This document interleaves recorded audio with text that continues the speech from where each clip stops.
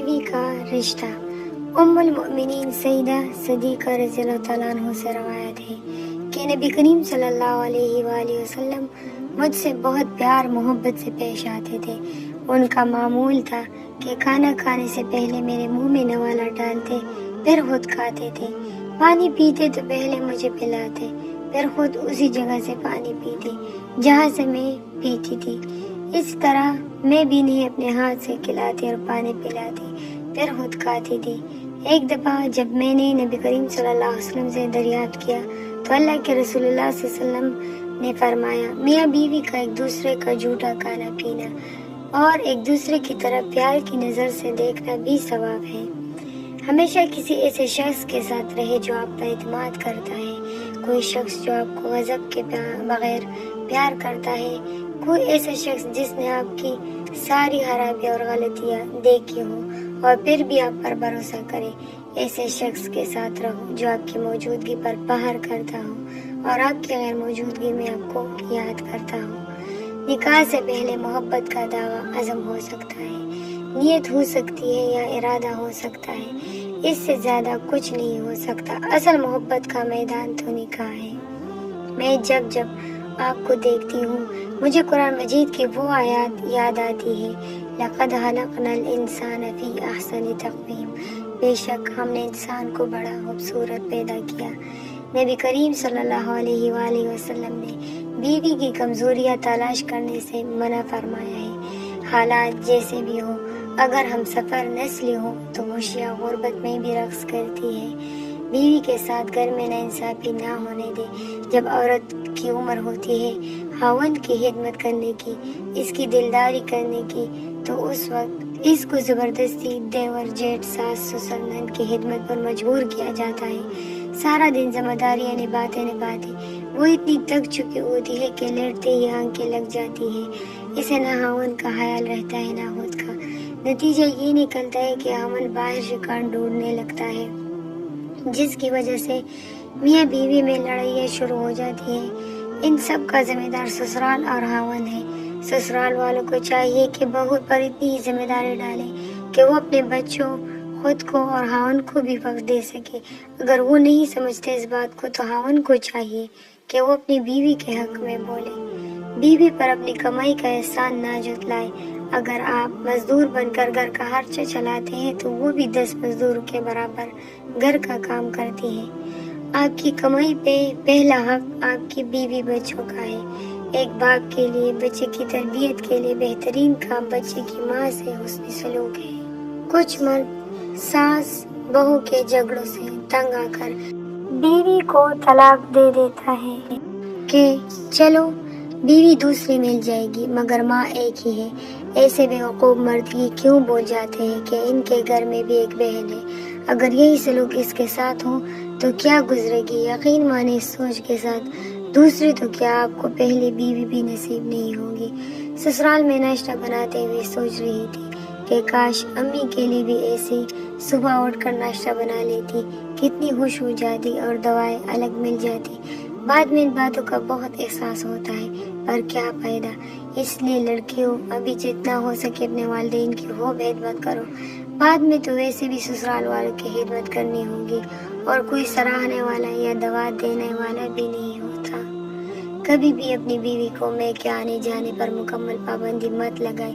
دیکھا گیا ہے کچھ ظالم شوہر اور سسرال والے اپنی انا کی جنگ میں بیچاری بیوی کا میں کے آنا جانا تو دور، فون سننا بھی ختم کر دیتے ہیں۔ اس طرح بیوی اندر ہی اندر ذہنی مریض بننے لگتی ہے۔ اس کو ایسا لگتا ہے وہ کسی قید خانے میں آ گئی ہے اور اپنی عمر سے پہلے ہی بوڑھی ہو جاتی ہے۔ اس کا نقصان بیوی کے ساتھ ساتھ شوہر اور بچوں پر بھی گہرا پڑتا ہے۔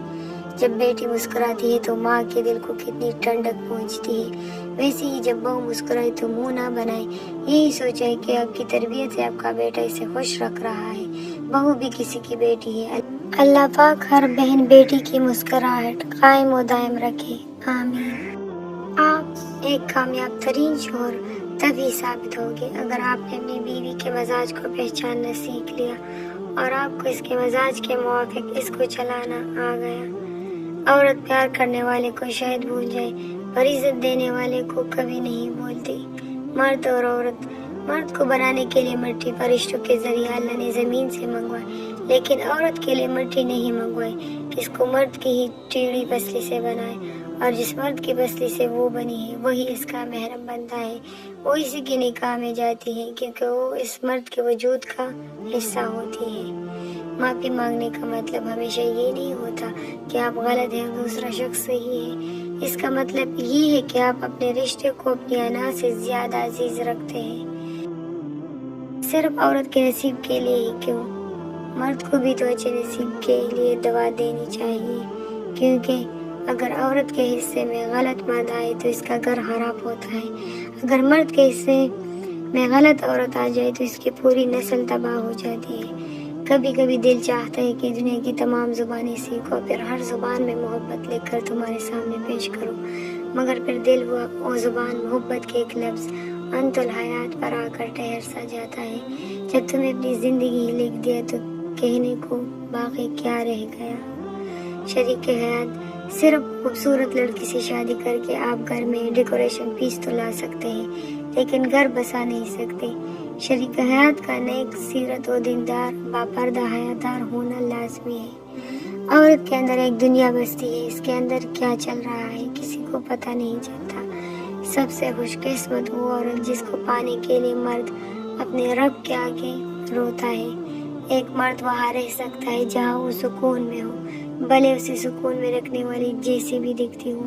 اگر آپ یہ سمجھتے ہیں کہ آپ کا حسین ہونا کافی ہے تو یہاں بہت سی حسینائیں طلاق شدہ ہے۔ کبھی بھی اپنی بیٹی کی شادی جاہل اور بدتمیزوں میں مت کریں، خدا کی قسم اس لڑکے کو مارنے کی ضرورت نہیں پڑتی، تھوڑے عرصے میں وہ خود ہی مر جاتی ہے۔ ایک وفادار عورت ہزار خوبصورت عورتوں سے بہتر ہے، ایک وفادار مرد ہزار خوبصورت مردوں سے بہتر ہے۔ کندھے کی ضرورت صرف ایک عورت کو نہیں ہوتی، کبھی کبھی مرد بھی کسی کے شانے پر سر ٹکا کر آنکھوں کا بوجھ ہلکا کرنا چاہتا ہے۔ عورت جتنا نامحرم سے دور ہوگی اتنا ہی اللہ کے زیادہ قریب ہوگی۔ جہاں پر عورت کا شوہر موجود نہ ہو وہاں عورت کا مرد بن کر جینا اس کی بہترین خوبی ہے۔ اکثر مرد محبت نہیں سودا کرتے ہیں اور اس میں کسی کی پاکیزگی جاتی ہے، کسی کی سادگی، کسی کا ہنر، کسی کا جسم، کسی کی جان اور کسی کا ایمان۔ ہم سفر سے محبت کر کے تو دیکھو، اس سے زیادہ اور کوئی مرد خوبصورت لگے گا ہی نہیں۔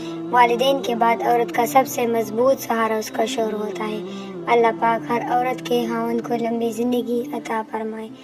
یا اللہ، جو بچیاں شادی کے منتظر ہیں ان کے لیے اچھے رشتوں کے اسباب مہیا فرمائے، جو اپنے سسرال میں پریشان ہیں ان کی پریشانیوں کو دور فرمائے اور سب بچیوں کے نصیب اچھے کر دیں۔